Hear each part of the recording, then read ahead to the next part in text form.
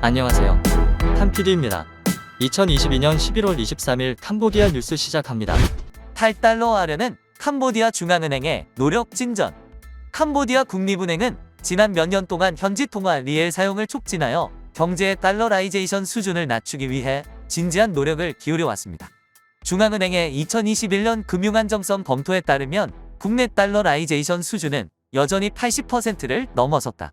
이러한 수준의 달러화는 국가의 통화 공급과 금리에 영향을 미치는 MBC의 역할을 제한한다고 보고서는 말했습니다.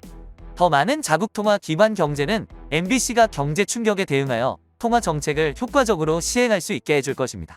따라서 MBC는 리엘 사용을 촉진하고 리엘 대출을 늘리기 위한 규제를 도입하고 경제 탄력성 강화에서 국가 통화의 역할에 대한 대중의 인식을 높임으로써 경제를 점진적으로 탈달러화하기 위해 노력했습니다. 라고 보고서는 전했습니다. 은행의 현지 통화 대출은 MBC의 요구 기준인 10% 이상을 유지했지만 대부분의 대출은 계속해서 미국 달러로 이루어졌습니다. 총 대출의 통화별 분석은 2021년 전체 대출의 거의 88.6%가 우스디로 이루어졌으며 리엘 대출의 비율은 약 11.4%임을 나타냅니다. 마찬가지로 은행 예금의 대부분도 우스디로 유지되어 2021년 총 예금의 91.4%를 차지했습니다. 그러나 리엘 예금의 비중은 2018년 6.1%에서 2021년 약 9%로 증가했습니다.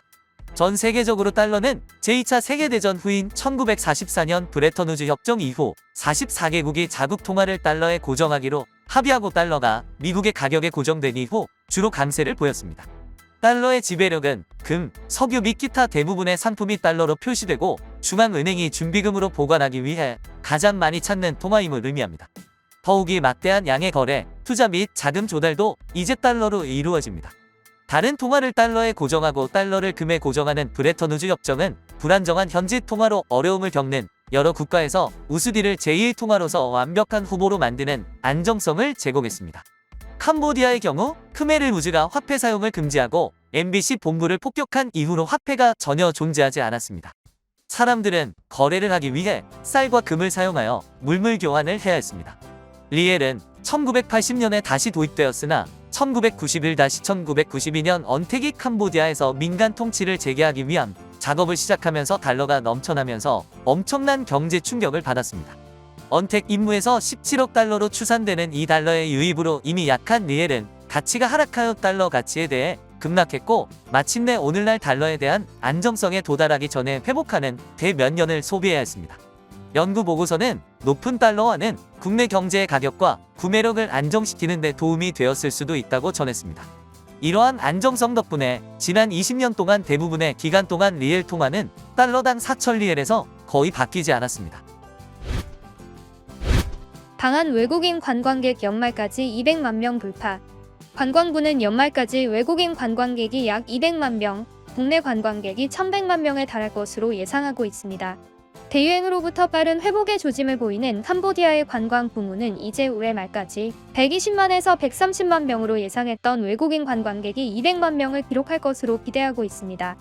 관광부 장관에 따르면 올해 1월부터 9월까지 약 120만 명의 방문객을 맞이했으며 이는 2021년 같은 기간에 비해 861% 증가한 수치입니다.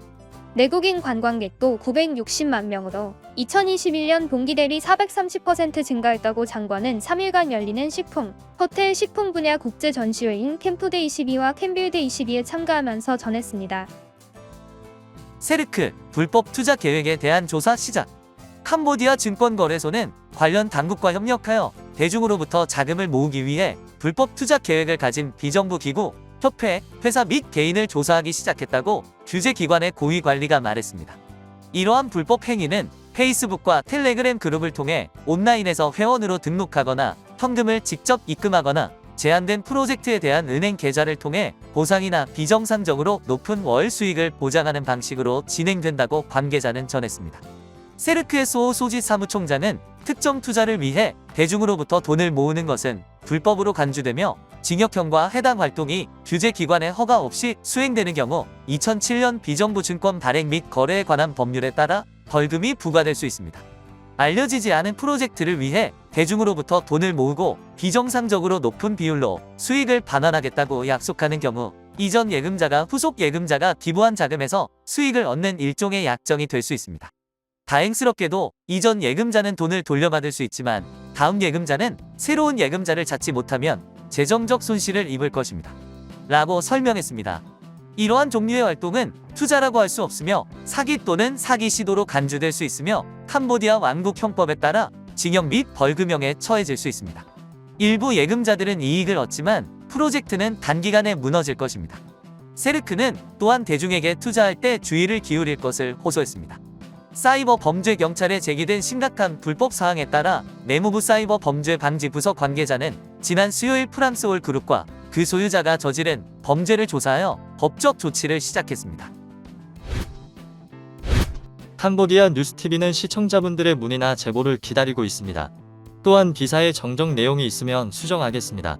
구독과 알람 설정 부탁드리며 항상 시청해 주셔서 감사합니다.